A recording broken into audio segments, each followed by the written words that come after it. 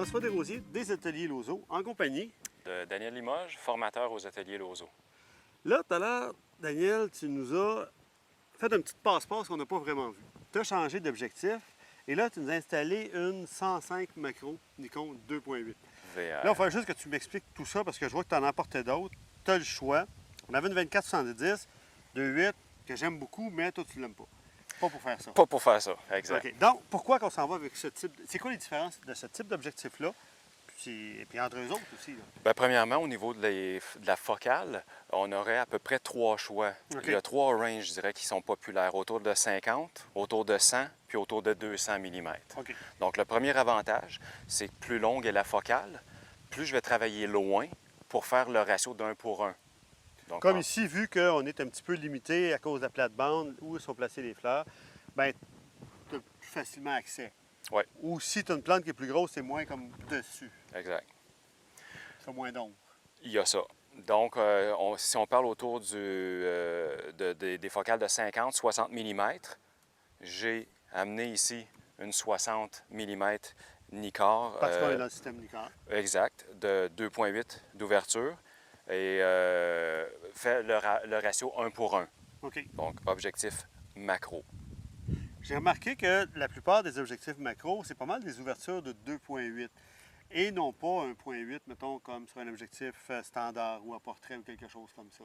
Oui, la plupart sont 2.8, mis à part quand on arrive plus au niveau du téléphoto. OK. Habituellement, Nikon, on va avoir une 200 f4 macro, Canon une 180 3.5, mais habituellement là, autour de 50-60. Parce que de toute façon, souvent, tu vas travailler plus fermé. C'est ça, exact. Donc, ça ne donne rien d'avoir un méga objectif à 1.4 pour être toujours à plus. Et vu que tu as peu de profondeur de champ de toute façon. Voilà, c'est OK. ça. Fait que tu es à 50. 50, 60, exact. Donc, qu'on retrouve dans toutes les marques aussi, je me Oui, c'est ça. Chez Canon, il va y avoir une 50 qui est pour le plein. En passant, elle est bonne pour le plein format OK. et les petits capteurs. OK. Chez Canon, on va avoir une 50 qui ne fera pas du 1 pour 1. Pour les pleins formats, il va falloir acheter un adaptateur, un convertisseur life size qui appelle. Sinon, Canon va avoir une 60, mais qui est pour les petits capteurs seulement. OK. Il faut faire attention.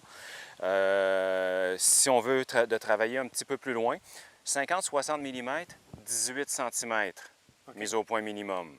Donc, on est très près du sujet. Risque de faire de l'ombre. Si je veux photographier des insectes, c'est dur de pouvoir les photographier à 10-15 cm. Donc, on a besoin de recul.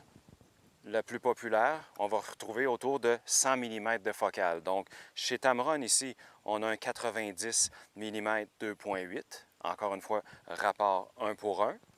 Et Tamron, c'est le même principe que les premières Tamron qu'il y avait dans les 90 macro. Exact. Qui ont changé, mais c'est tout le temps le même. C'est un objectif qui est très connu au niveau de Très connu. J'ai débuté moi-même il y a plusieurs années, il y a tout près de 20 ans, avec l'objectif Tamron, qui est excellente au niveau qualité optique. Plus compact que les autres, un peu, j'ai remarqué. Un peu plus compact si on compare, disons, à la 105 de Nikon ou la prochaine 105 de Ouais, parce qu'il y a Sigma. quand même une bonne différence là, quand on regarde ça. Là. Et il y a aussi moins de petites touches après. Oui. Donc, plus grosse au niveau des 105, autant la Nikkor que la Sigma, parce que les deux vont avoir un stabilisateur d'image. OK. Donc, on a un moteur de plus à l'intérieur. Tu as ton stabilisateur ici, Oui. autofocus, focus manuel et tes différentes zones de mise au point. C'est ça. L'autofocus, quand tu es en macro, est-ce que tu t'en sers pas mal? Rarement. OK. Très, très rarement. Parce que, comme on a dit, plus on s'approche du sujet, plus notre zone de profondeur de champ, la zone de netteté diminue et rendue autour du 1 pour 1, on perd de la lumière et à ce moment-là, l'autofocus va patiner, on débraye l'autofocus. Par contre, c'est un objectif pareil. Donc, même si je ne photographie pas des fleurs, des bébites, l'objectif fonctionne. Oh, Je oui, pourrais faire des portraits avec, ça serait super. très belle focale pour du Et portrait. là, ça veut dire que l'autofocus va être intéressant. Oui. Le stabilisateur d'image aussi va être intéressant par rapport à ça. Donc, ça fait un objectif qui est très performant optiquement. Oui, pour la macro. Et Et pour tout autre type pour du paysage, pour du portrait, aucun problème. OK, c'est pour ça donc qu'on va pouvoir faire ça. Et faire des close-ups si on a fait, mettons, de la mode, du maquillage, des choses comme ça, pour aller très près et se servir de l'autofocus dans des situations comme ça. Exact.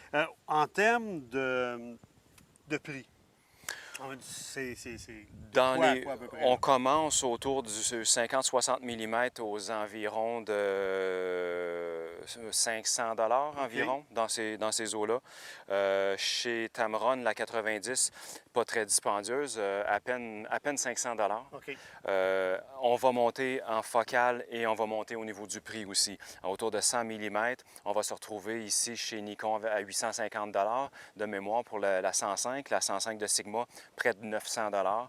Et si on monte dans le 150 ou dans le 180, on va dépasser le 1000 Et j'imagine que d'une marque à l'autre, ça doit être sensiblement les mêmes prix. Ça va chez Canon, Sony, Ça se, Pentax, des choses exact, comme ça se ressemble beaucoup. Et en passant, qualité optique, on ne se trompe pas, peu importe la marque qu'on va prendre. J'ai vu beaucoup de tests au niveau des objectifs OK. macro et il n'y en a pas de pas bonnes. OK. Donc, que ce soit d'une marque ou l'autre, ils ont une excellente qualité au Je sais que niveau moi, du comme dans piqué. mes ateliers de portrait, il y a beaucoup de gens qui aiment ça, une 105, surtout en plein format. Donc, pour faire un beau portrait avec une qualité optique absolument exceptionnelle. Exact. Et donc là, on est vraiment prêt pour aller très, très proche. Si je voulais aller encore plus proche que ce que mon appareil me fait, y a-t-il possibilité? Il y a possibilité de le faire avec ces objectifs-là, avec un accessoire. Sinon, on peut aller beaucoup plus spécialisé chez Canon. C'est spécifique à Canon. Canon a un objectif qui s'appelle le MPE 65. Et c'est un objectif qui est dédié qu'à la macro. OK. Il n'a pas de focus à l'infini, mais il fait des ratios de 1 pour 1 jusqu'à 5 pour 1. OK. Donc, le sujet va être 5 fois plus gros sur le capteur qu'en réalité. OK. Donc, c'est vraiment spécifique à la macro, mais seulement pour ceux qui sont équipés en Canon. Les soufflets, est-ce que c'est quelque chose qui est encore utilisé? Ça existe encore, mais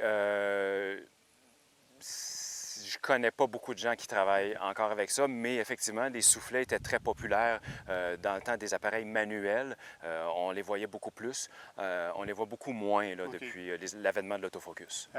Tube à longe, filtre Oui. de rapprochement. Oui, donc si on veut dépasser le 1 pour 1 ou si on revient à ta 24-70, OK.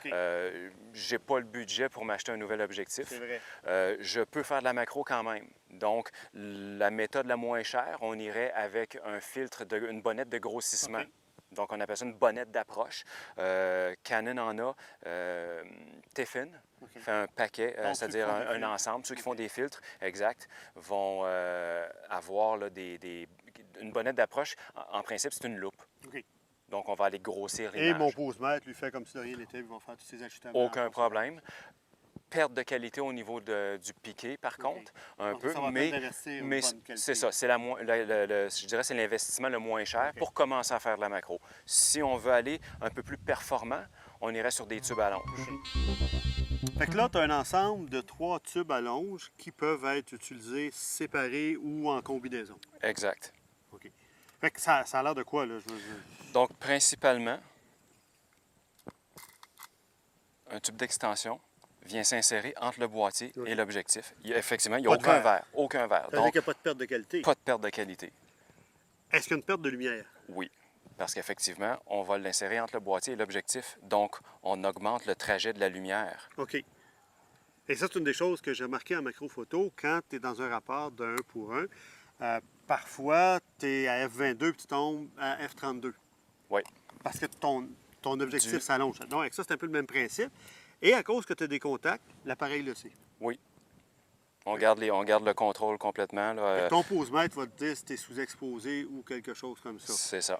Et tu peux les additionner un par-dessus l'autre. Oui, plus on va aller en mettre long, plus on va être capable de travailler proche. C'est-à-dire que si tu as les trois ensemble, tu peux aller de proche en... Effectivement, l'ensemble des trois tubes combinés, on a un 12 mm, 20 mm et 36 mm. Combiné sur un 90 Tamron va me donner presque du 2 pour 1. OK. Donc, on va venir doubler le sujet. Là, ça devient vraiment quelque chose d'intéressant au niveau de ce qu'on peut faire comme ajustement au niveau de notre photo. On peut aller vraiment très, très, très près par rapport à ça. Là. Donc, effectivement, plus on va mettre de tubes à longe, plus on va se rapprocher du sujet. Donc, on a des possibilités de faire de l'ombre. OK. Donc, il faut Encore faire... plus important d'avoir peut-être une focale un petit peu plus longue, comme une 105, une 100, quelque chose Oui, comme ça. oui, c'est ça. Et de ne pas oublier de l'enlever si ta photographie elle est finie. Oui, parce qu'effectivement, on perd de la lumière, mais on perd aussi l'infini. Donc, quand on utilise ça, c'est vraiment, peu importe l'objectif qu'on va avoir, comme je disais tout à l'heure, sur ta 24-70, on peut utiliser ça pour aller faire de la macro, OK. mais je perds la possibilité de faire le focus à l'infini. Est-ce que je pourrais utiliser, mettons, ma 70-200 que j'aime beaucoup? Oui, sans aucun problème. On pourrait utiliser une 300 mm. Fait que ça, je serais Avec, plus loin, là. avec la 300, on serait plus loin. Je mets des tubes d'extension et je diminue la mise au point minimum de l'objectif. Donc, j'ai un sujet qui est Ça veut plus dire gros. que dans la période de pollen, si j'ai des allergies, je me prends une 300 mm, 2,8, je mets des tubes, puis je suis correct, je ne suis pas trop près des fleurs. Effectivement. Et c'est le fun parce qu'on est dans une belle période. Il y a beaucoup de fleurs partout. Au Québec, c'est intéressant pour ça. Il y Effectivement. a des bébites en masse aussi Oui, qu'on peut photographier, qui est sûrement une autre chose aussi parce que là, oui, il faut réussir à y suivre. oui. Et connaître, je pense que si une personne veut se préparer une belle saison de macro-photo, c'est peut-être intéressant de savoir qu'est-ce qu'il va y avoir, où et quand. Exact. Pour prévoir, mettons, les tulipes, on va aller dans le bout de Gatineau au printemps quand ça sort, jardin botanique, des places comme ça. Ensuite, il y a d'autres périodes. Puis, hey, ça nous donne vraiment le goût d'en faire. Là, on a un paquet d'objectifs qu'on va sûrement s'amuser à en faire un petit peu. On va peut-être regarder les résultats par la suite. Parfait. Hey, merci Daniel. Ça Je me fait sens plaisir, un petit peu plus nature qu'auparavant. Tant mieux.